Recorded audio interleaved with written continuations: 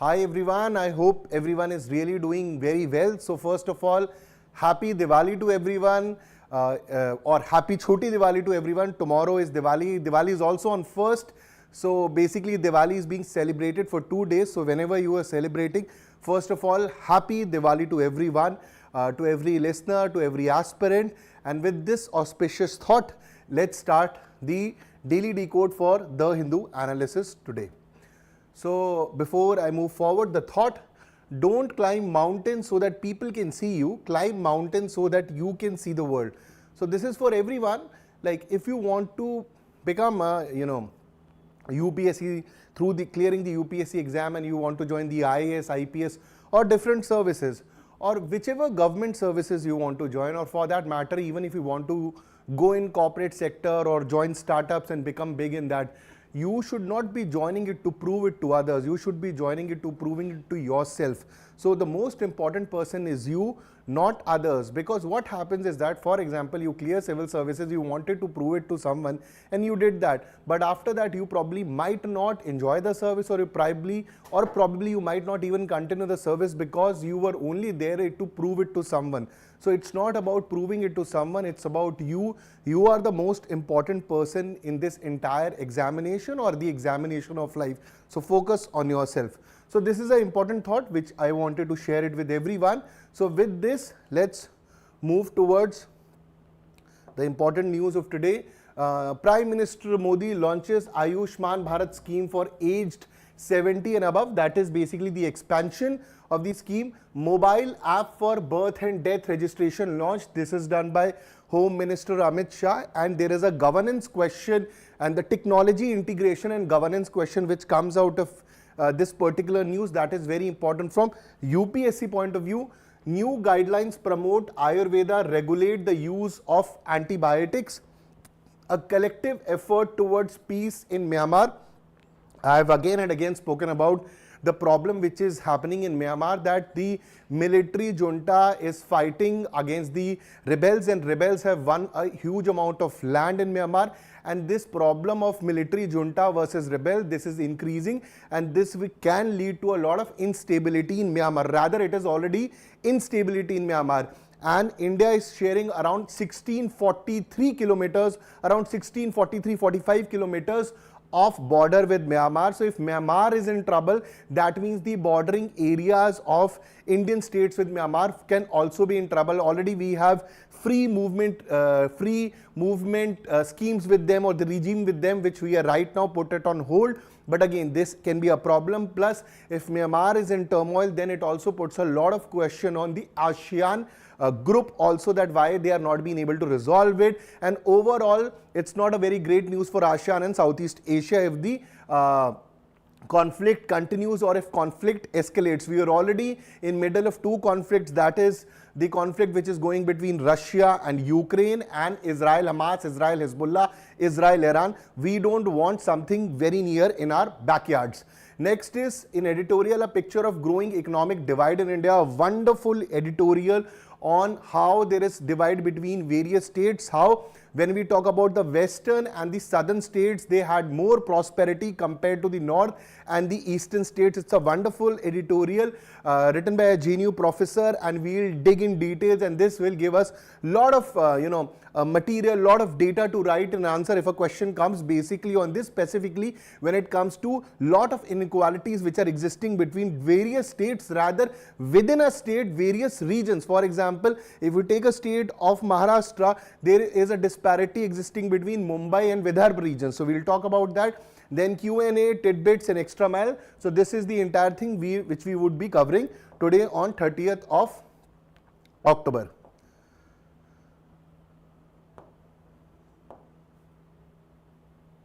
Okay, so PM rolls health cover for person age 70 and above, and there is something called Vaya Vandana card also, which will eventually help the elderly people. So expansion of Ayushman Pradhan Mantri Jan Arogya scheme for seniors.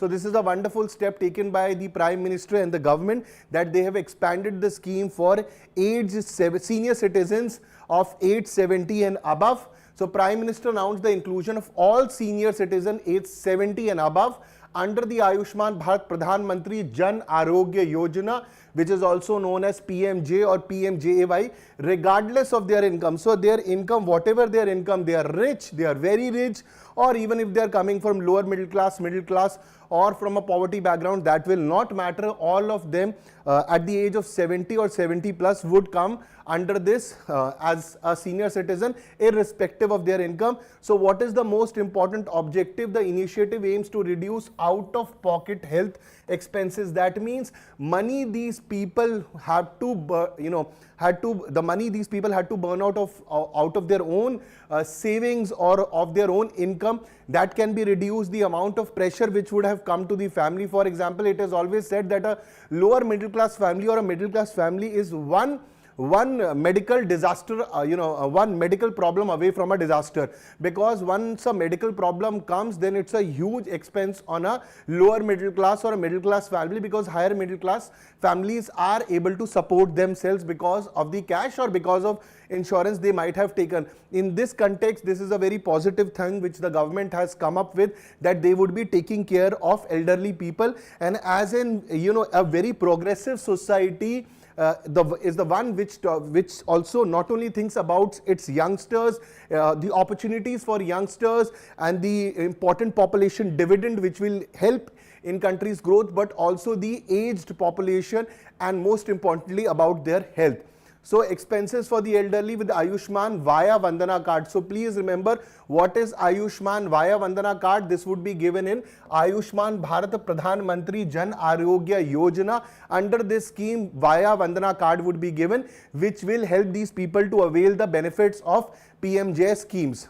So then the Prime Minister also criticized two particular states, that is Delhi and West Bengal, which have not, which will not be following this scheme. They will not be implementing this scheme. So he was basically saying that these are the two states, and then there was a statement that he would not be able to help the elderly people, and he eventually called on to Delhi and West Bengal that you also implement this scheme, which should be very good for senior citizens.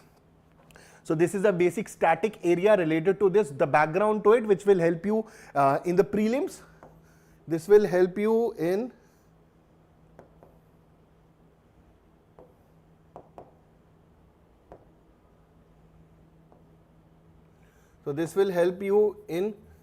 prelims. So Pradhan Mantri Jan Arogya Yojana is the world's largest health insurance scheme fully financed by the government.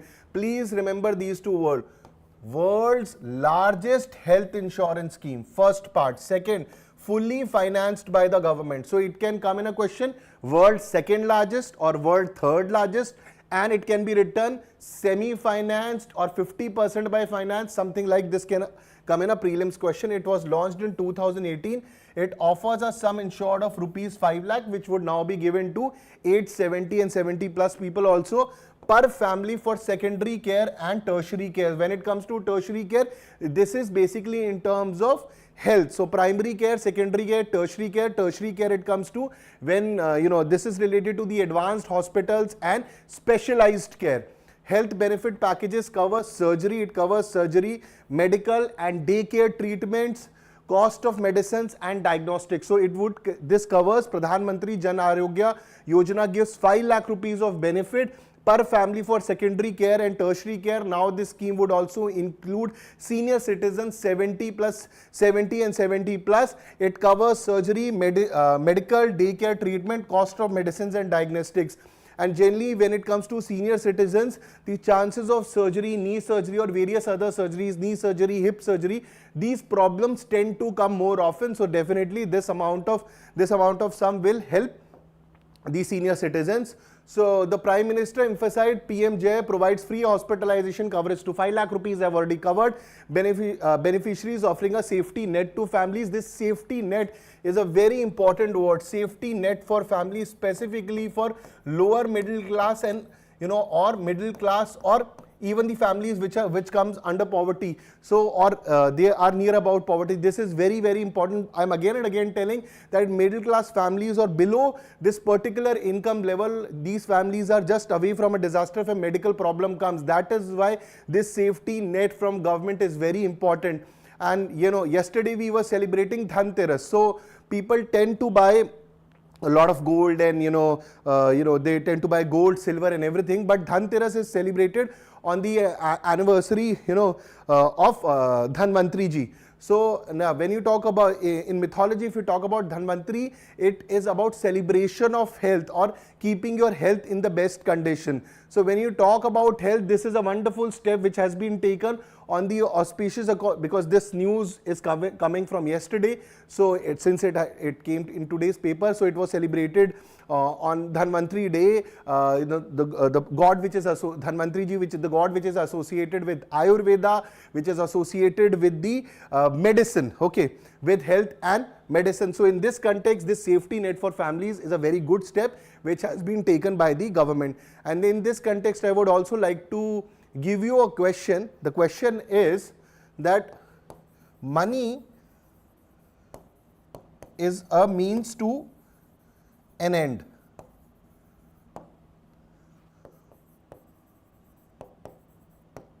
What is wealth for you? Elucidate. So this is one question which I would like. That you answer, or you can answer. This is obviously more of a philosophical question, more of an essay kind. But whatever your thoughts, you can mention in the comment also. Obviously in comment it would be very limited. And first of all, very good evening to everyone, whoever has joined the session. Please, Happy Diwali. You can also write Happy Diwali in the comment section. Do like and share, and plus importantly like today's session. So this is one question from my side. So out of pocket expenditure can now go because of Ayushman via Vandana card. So and PM also listed that there are 5 major parameters for health. That is preventive healthcare, that before a disease comes we can prevent it. Second is early detection, because for example if I take the case of cancer, and if you are able to detect it early, the chances of the preventive healthcare or detecting and taking care of cancer in the early stages is very, very high. So early detection, affordable treatment, that is why this insurance is coming, and government is also talking about affordable treatment. The prices of medicine should be less, and more doctors and hospitals should be available in different parts of the country. Availability of doctors in small towns. Today we have secondary and tertiary care in major metropolitan cities or the areas which have developed. But when we talk about tier 2 and tier 3 cities, there has to be more movement of doctors and more specialized clinics and more specialized hospitals. So government is also working on them. So these are the important parameters. And finally, technological expansion in health services. It can be an app also, it can be drone services. Like over an app, for example, the problem is that you are suffering from an X disease and you are in, say, Y city. Now you continuously have 10 documents, 20 documents, 30 documents from X city. You now travel to Delhi and say all these documents, the Delhi doctor wants it, and you lose all these documents. Now you don't have the previous prescriptions or what medicines you were taking, and the doctors in Y city or in the X city which was giving it to you, even he doesn't have a backup of this. Now if all this is on an app, it will help, because doctor can be able to see what medicines you were taking and what has been your health history or your medical history. So this app integration can help. Drones can also be used to send medicines and injections or whatever the hospitals needs. Those drones can be also be used. So technology integration in future, artificial intelligence and AGI, artificial general intelligence, will also be integrated, which will definitely help in all these 5 parameters. I'll repeat this again. The 5 important key aspects of government health policy, 5 pillars of healthcare policy: preventive healthcare, early detection, affordable treatment, availability of doctors in small towns, and technology expansion. If this comes in UPSC, please make a circle, 5 pillars of health policy, and draw a diagram like this. So this will fetch you better marks. So kindly do take notice of this. Other announcements, Ayurveda and health. So apart from this, the Prime Minister, the expansion of Pradhan Mantri Jan Arogya Yojana for 70 and 70 age plus.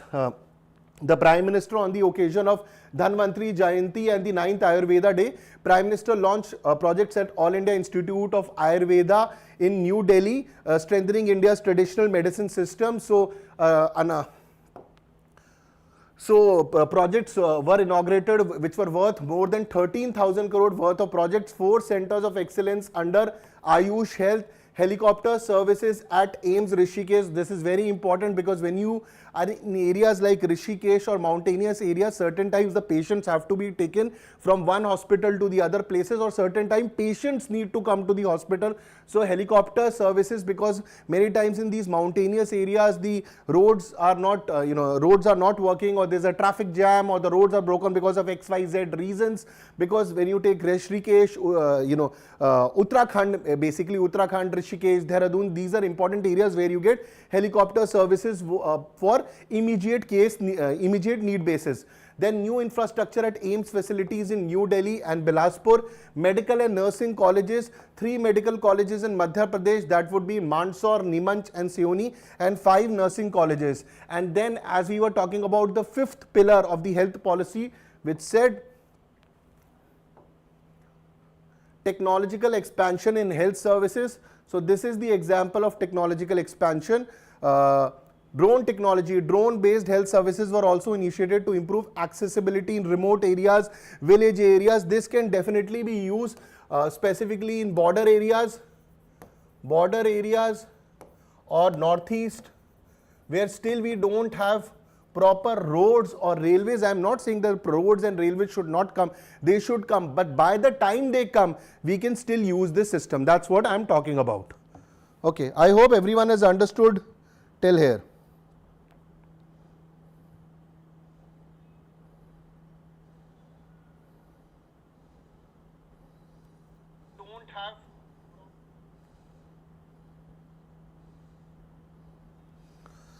Okay, so drone-based health services. Moving further into this, so apart from this, PLI scheme in healthcare. So PLI stand for production linked incentives. So basically under this scheme, we are trying to do import substitution, that we should reduce our imports, and we are talking that the local manufacturers, they try to produce things, and if a company from outside is also willing to come and invest, and they should make the products in India. Because of this, obviously our economy will get strengthened and more job opportunities would be created in the country. So the companies which come under the PLI, they get rebates and they get benefits from the government on the basis of various factors. So production linked incentive scheme for medicinal devices and bulk drugs, so that we don't import them. So when it comes to medical devices and bulk drugs, so PLI scheme has also been integrated in the healthcare also. So Gujarat, Vapi in Gujarat, Hyderabad in Telangana, Bengaluru in Karnataka, Kakinada in Andhra Pradesh, Himachal Pradesh, Nalagarh in Himachal Pradesh, all these areas are specific focus when it comes to PLI scheme in healthcare.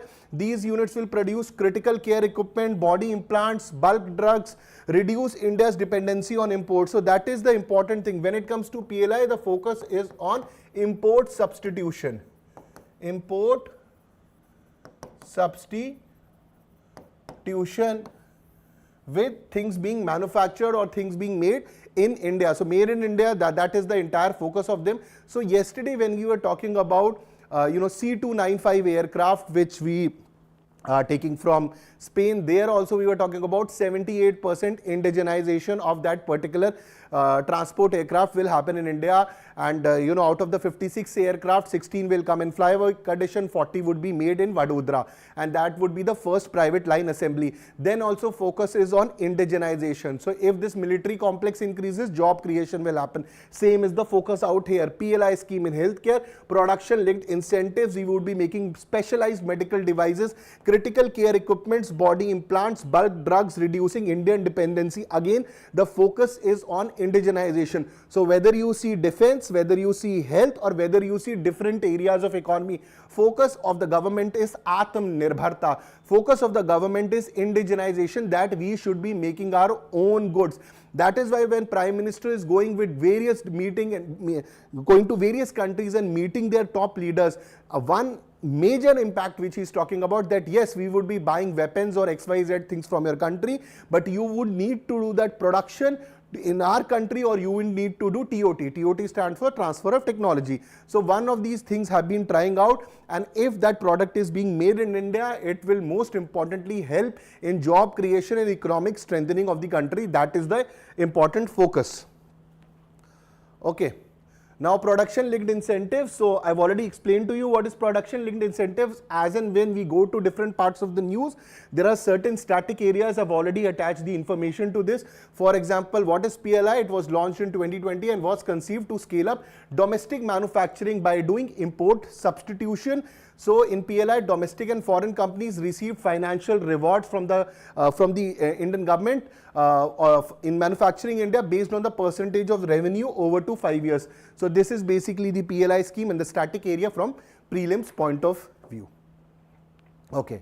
PMJAY's world's largest health insurance scheme, semi-financed, no, it's fully financed. Via Vandana card help reduce out-of-pocket health expenditure on, correct. Ayushman Bharat PMJAY scheme is implemented across all states, no, Delhi and West Bengal are not implementing it. So second statement is right, 1 and 3 are wrong statements. Let's move to next news now.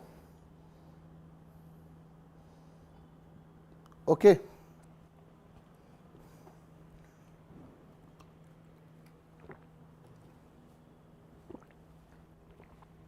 So Shah unveils mobile app for birth and death registration. So launch of civil registration system mobile app. So I've been part of this. For example, when my child was born, I had to go to different, you go to different MCDs or Nagar Palikas for the registration, everything. And when I had lost my father also, similar process was being adopted, that you have to stand in a line and there was a long queue, and the daily hustle which we see, probably a major hustle which we see when we go in government offices. But as and when government is integrating technology and they are trying to make a citizen's life easy, and this is one good governance act which government has done. That is, Home Minister launched civil registration system mobile app to streamline birth and death registration digitally, so you can be in any part of the country, and this would be available in different languages also. So you can do the birth registration and death registration using this app. So it's a wonderful step from a governance point of view, and it's a I can say proactively also it's a very good step in terms it makes the citizens' life easier. Like how today we get passports in Delhi. Since I'm in Delhi, it's very easy compared to 10-15 years back when there used to be so many touts and it used to take many people need to give money and the system was not good. Similarly, the process was with getting a license in Delhi, but system over a period of time has become wonderfully good. So our app enables citizens to register birth and deaths from any location at any time, making the process hassle-free and accessible in official languages of each state. So that is the most important part. It's not been implemented in 2-3 states. It's being implemented across the country for death as well as birth registrations, and you can choose your official language and do. Initiative is aimed at integrating technology with governance to provide easy access and reduce time in obtaining necessary documentation. Otherwise, for example, once a death happens or once a birth happens, you need this documentation for schools and for many government things. For example, if a death has happened, then you need the death certificate for insurance claims and many other claims. Similarly, you need birth certificate for school admission to different kind of admission. So both of these certificates are very important, and if you don't have, there's a lot of problems you go through.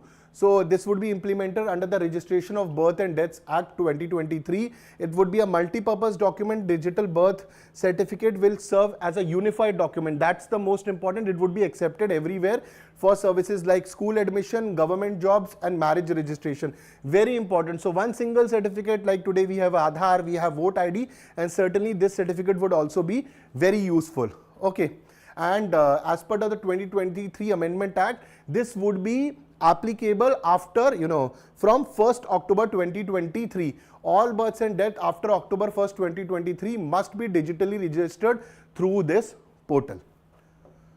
Okay, so benefits of centralized database, most importantly, it will help the NPR, that is National Population Register. So automatically the National Population Register will be able to get the data of births and everything, and it can be updated. So data from these registration will aid in updating the National Population Register, impacting most importantly ration cards, property registration and electoral rolls. So NPR was started in 2010 and 2015 it was updated, and covers 109 crore residents and serve as a step towards National Register of Citizens under the Citizenship Act. So I've also added certain prelims related information. prelims related information related to NPR. So that is also given. So it is a database containing list of all usual residents. Now this usual resident part is important. A usual resident is who has been staying in an area for 6 months or more, and he is planning to stay in that area for another 6 months or more. So a resident for the purpose, a person who has been resided in a place for 6 months or more and intends to reside there for another 6 months. This is what is called usual residents, and this comes under the database of NPR. Its objective is to give comprehensive identity database. It was done generated through house to house enumeration, but now since you get this digitization, so it will help NPR. And over a period of time, in March 2020, Ministry of Home Affairs updated it and amended the census rules 1990. Now the electronic form, it is in electronic form, and self-enumeration is also being given to respondents that they can do self-enumeration for this. Okay, rest 2010 and 15 we have already covered. So tribute to Sardar Vallabhbhai Patel. So Home Minister also unveiled a statue of Sardar Vallabhbhai Patel at the census building because of the unification and his focus on unity and strength for the country. So with this we also complete this particular news. Let's move to this important mains question. Discuss the impact of digital advancements in birth and death registration on governance and public administration. How can the centralized registration of birth and death contribute to better data management and service delivery?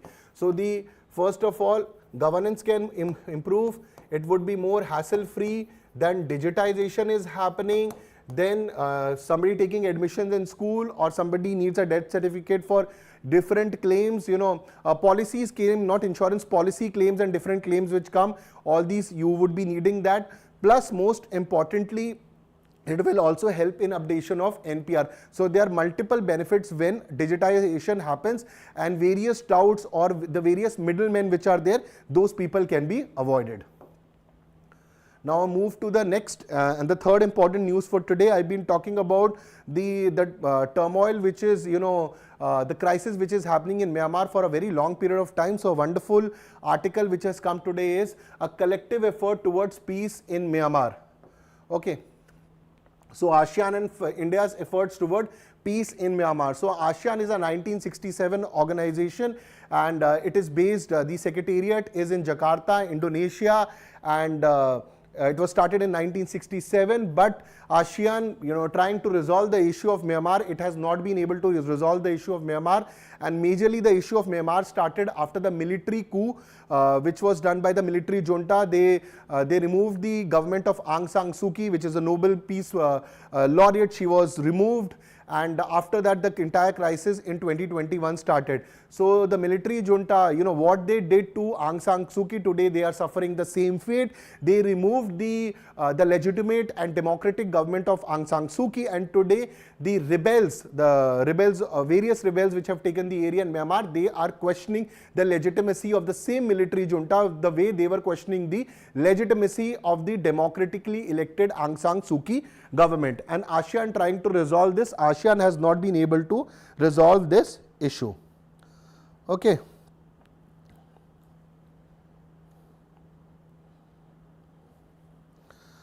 So moving into this, so ASEAN Association of Southeast Asian, which focuses on social and political development, but there is no development, at least in the context of Myanmar. So Myanmar has been in turmoil since 2021 when the military coup happened, and today the junta is facing armed resistance from People's Defense Forces, ethnic armed organization, which are the rebels. Junta which forcibly took, I've already explained to you this, resistant groups now control significant swathes of territory, and it is not only a problem to ASEAN nation, not only a problem to India, it is also a problem to China. China is also not liking the fact that these rebels are taking over the land. So even China has categorically told this military junta, please pull up your socks and put this into right affair, talk to them, resolve the issue, whichever way you want to do. Because if a turmoil starts in the backyard of Southeast Asia or South Asia, that will not be good. We are already dealing with specifically two particular areas, that is Russia, Ukraine, Israel, Iran, Hamas and everything. We don't want something starts very near to us. So this problem of Myanmar should be nipped in the bud right now before it expands. It has already expanded to a limit. At least we can talk to them and resolve it.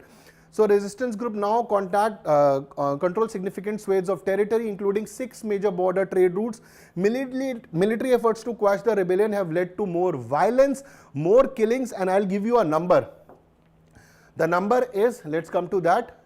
So number is, conflict has resulted in violence, displacement and severe humanitarian crisis after affecting 18.6 million people. Now these 18.6 million people who are affected by it, now this is the same problem which we have seen in refugee crisis or in the Rohingya crisis.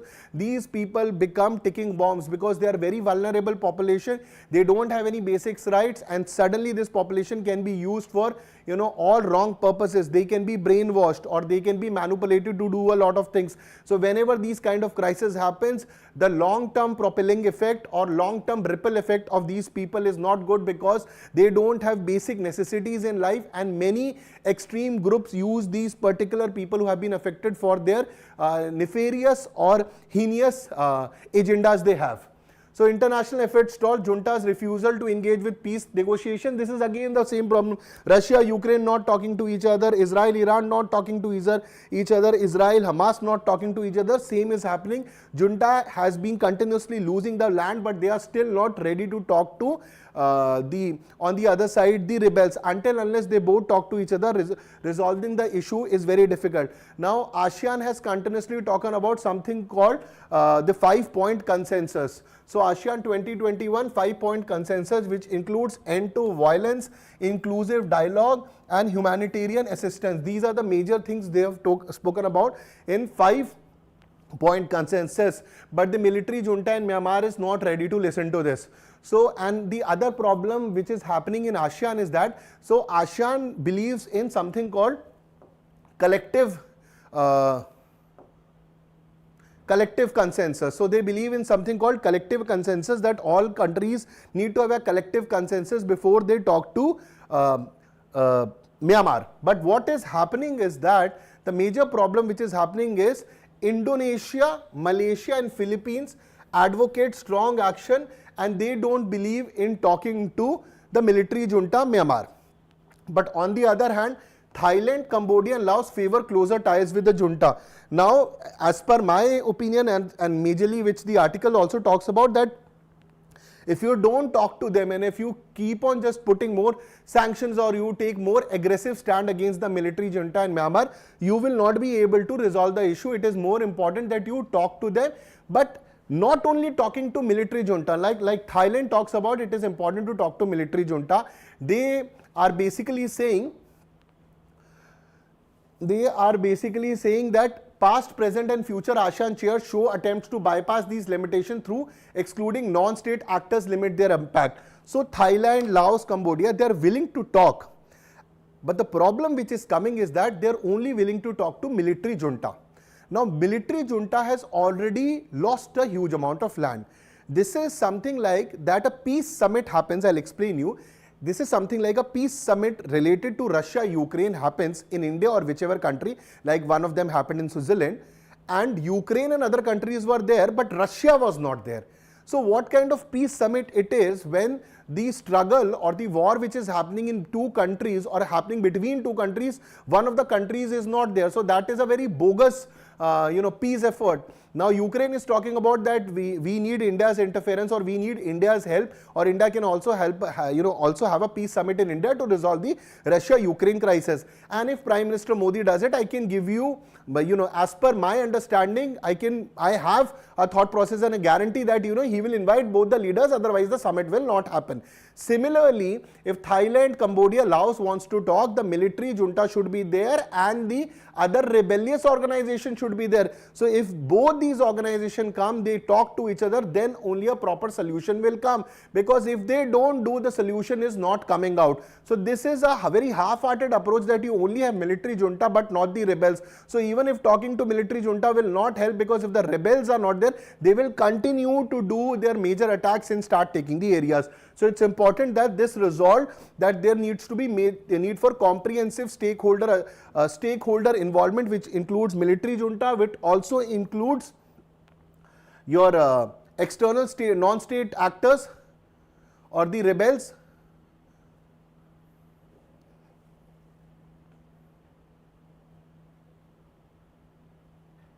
rebels like ethnic armed organization and people defense forces. So this is something related to ASEAN I was talking about. ASEAN is Association of Southeast Asian Nation, 1967 organization, political and socio-economic union of 10 states in Southeast Asia. The secretariat is in Jakarta, Indonesia. So this was related to ASEAN, the importance of Myanmar. So if Myanmar is in trouble, so you can very well see the trouble will come to these areas also, specifically Laos, Thailand and Cambodia. And you can very well understand why Laos, Thailand and Cambodia want this to be resolved, because they are basically, you know, they are very near to each other. So Laos and Thailand, they are sharing borders also with Myanmar. So in that terms, it becomes very, very important for them. And when it comes to Indonesia, probably they are not sharing the border, so that might be one of the stand, but majorly these countries want it to resolve ASAP. Now when it comes to India, if you see Nagaland, Manipur, and other areas, other states of the country which share border with Myanmar, the problem is that if Myanmar is in turmoil, this entire area can also be in turmoil. Already Manipur, we have the issue of cookies, you know, which go to the other side of Myanmar. There has been many reports that many communities are growing poppy on the hilly areas of the Manipur, and there is a cross-border movement. And then there is an issue of Golden Triangle where the drug cultivation happens, drug transition happens. They move. India is sandwiched between Golden Triangle and Golden Crescent. So Golden Crescent is this area, Golden Triangle is this area, Golden Crescent is Afghanistan, Iran and Pakistan. So in terms of this, if there's a problem in Myanmar, the ripples would also be felt in India also. So in this, India already shares more than a border of 1600 kilometers with Myanmar, and if we don't resolve it, it will only create problems for India also. So India shares a 1643 kilometers long border with Myanmar. We have invested heavily in Myanmar, from Kaladan port to many other schemes. It makes sense to resolve the issue in Myanmar. It is very, very important for India. So it needs to be balanced security concerns regarding cross-border militancy and illegal activities, specifically related to drugs and arms trafficking. Now the other problem which comes is that many of these militant groups which operate from Manipur and Nagaland, they cross over and they go and sit or take hide in the Myanmar. So it makes sense to be in touch with the military junta and also the rebels to resolve this issue so that we can get a peaceful Myanmar. Already India is now struggling because what is happening in Bangladesh, an extremist form of Bangladesh which we are currently seeing, BNP coming out, and there are also news of that Awami League which was led by Sheikh Hasina, who is in India now, that entire political party might get banned. Their student wing has already been banned, and what we are seeing today is that Jamaati Islami, which is a puppet group of ISI,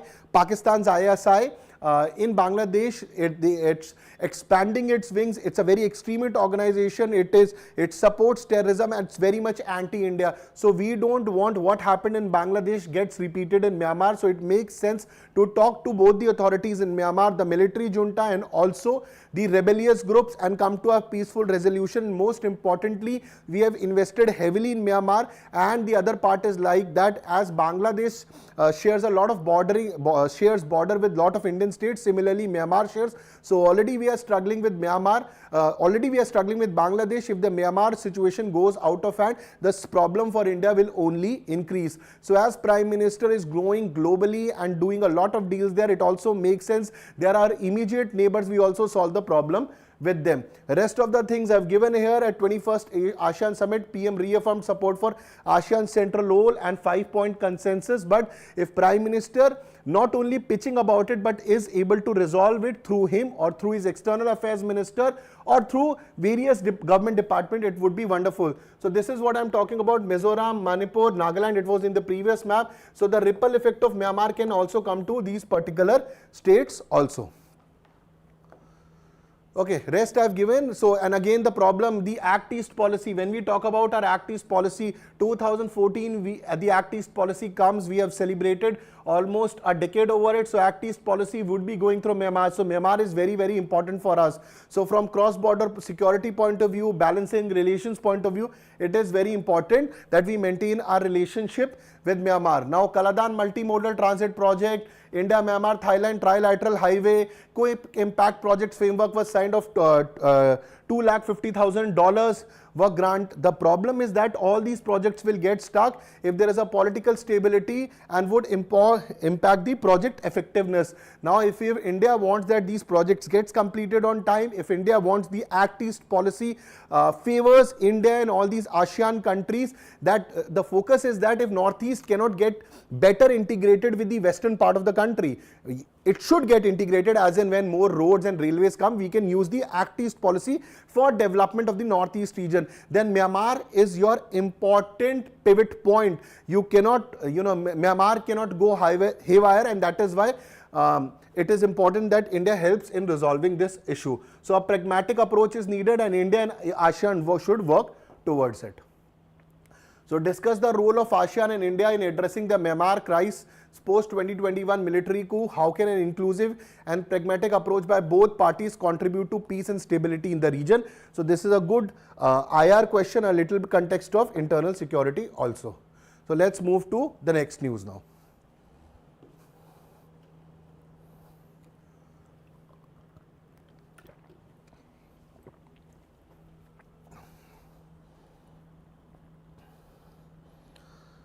So the next one is new guidelines promote Ayurveda.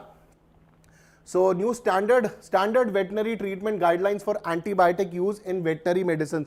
So again, the government, as they have taken a stand on antibiotics, that antibiotics should be used less. Similarly, they are taking a stand in veterinary also, that the focus should be on providing cost-effective alternatives, which include ethno-veterinary and Ayurvedic practices. When I speak about ethno-veterinary basically focuses on traditional and rural, rural medicines or traditional methods of, diseases which an animal is suffering from them. So use traditional methods rather than using antibiotics. So here we would be using traditional methods as well as Ayurveda also. So Ministry of Animal Husbandry released standard veterinary treatment guidelines to regulate antibiotic use and promote Ayurvedic treatments in veterinary care for livestock and poultry. So both livestock and poultry would come under this. And again, focus is on using Ayurvedic medicine, ethno-veterinary medicines, Ayurvedic practices, and reducing antimicrobial resistance. If you remember, some days back we had also covered a news that the usage, if you want an antibiotic or you need to have a drug prescription, then only you will you need to have a drug prescription from a doctor, then only you will be able to get those drugs. So reduce antimicrobial resistance by minimizing unnecessary antibiotic use. So again, focus is on using ethno-veterinary and most importantly Ayurvedic medicines. So SVTG covers almost all diseases in animals and birds, and for the first time in India detailing medicine and dosage. So what dosage of ethno-veterinary or for ethno-veterinary or Ayurvedic medicines needs to be given, required quantities, treatment duration, withdrawal period, possible adverse reaction. Then ethno-veterinary practices would be done, and some of them have already been used and effectively proven under National Dairy Development Board. So encourages the herbal treatments also.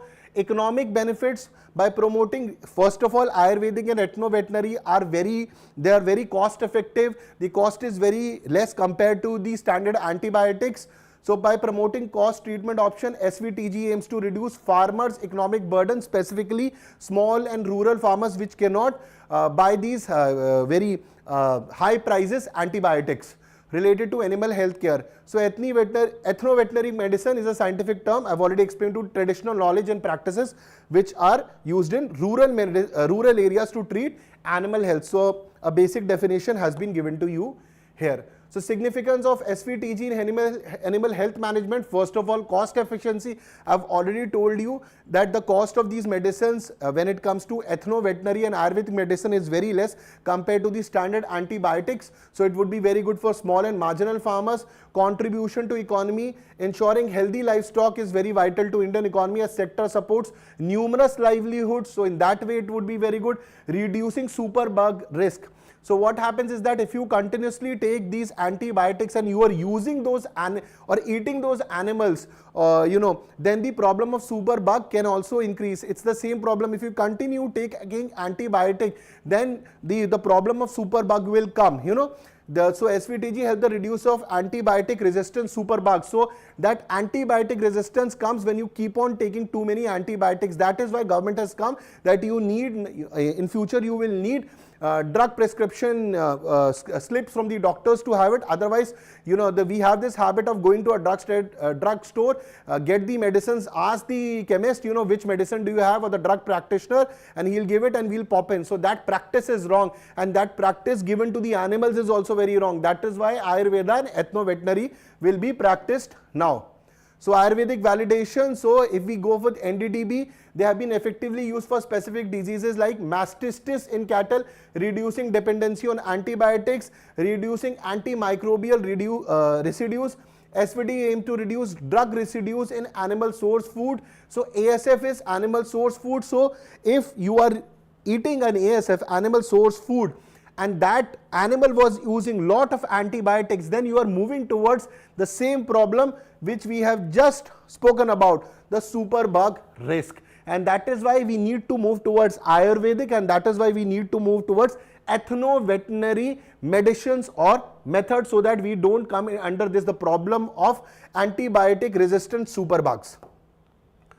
Okay. So the question is, the mains question, evaluate the impact of standard veterinary treatment guidelines on animal health and environment. Discuss how these guidelines contribute to sustainable livestock management in India. So you can use the data and write. Now let's come to today's last news. Okay, that is the picture of growing economic divide in India. This is a wonderful editorial written by Professor Ayushman Bharat of JNU, where he talks about the disparity which is existing not only between state, which is also existing within the states of income and various other things. Okay, so a report has come. The report name is Relative Economic Performance of Indian States 1960 to 61 to 2023 to 2024. The report has come from the Economic Advisory Council to the Prime Minister, EAC PM. Now, since this report has come from the government, so obviously this is a very genuine, authentic data, and obviously we can talk about it. This is not that the professor is saying from his point of view. He's given all the data and facts as per the documents which has been prepared by the GOI. Okay. So it highlights the growing economic disparities among the Indian states. One of the major points as per this report is that the western and the southern states specifically after the 1991 NEP, new economic policy, or which you say LPG, liberalization, privatization, globalization in a layman's term, that was a huge development in South Indian states after the 1991, or the western states, the development in these states, the economic richness of these states, the overall holistic comprehensive development of these states, and the difference between the other states is too much compared to the northern states and the eastern states. In northern you can take with the exception of Haryana and Delhi. So the report shows that the contribution of each states to national income and their per capita income relative to national average, which marked inequalities between regions. Okay, so this is what the major focus of the report is, that it shows contribution of each state to national income and their per capita income relative to national average with comparison to the marked inequalities. And one of the best example to start is Maharashtra. So Maharashtra is the highest contributor to the nation economy, has a per capita income of about 150% more than the national average, shows a stark contrast between wealthy areas like Mumbai and impoverished regions like Vidarbha. Now Mumbai, if you see, Mumbai also in itself is also a problem. Say, like if you talk about Mumbai, it has the richest city municipal corporation because of the people paying a huge amount of taxes and everything. But in the same Mumbai, then you have slums and areas like Dharavi. So again, so you'd say Maharashtra, but within Maharashtra, there are inequalities between Mumbai and Vidarbha. Within Mumbai, you have inequalities between a slum area like Dharavi, and on the other areas, you have Bollywood stars and people paying out rents of, 30 lakhs, 40 lakhs rent per month and buying flats for 50 crores, 60 crore and how many crores every day a news comes out. So, but it has a huge slums with uncivilized living conditions. So this shows you that inequality is not only existing between the states on western and southern side of India compared to the northern and the eastern state, but it is also existing within a state, within a city also. So this is a thing which we need to do, a holistic and comprehensive development of our states, of our districts, and to be very particular, we need to do microscopic development as of now, which I can see. So with this context, regional economic differentials are there. Western and southern states have performed consistently better economically, while eastern and northern, exceptions of Haryana and Delhi, are there.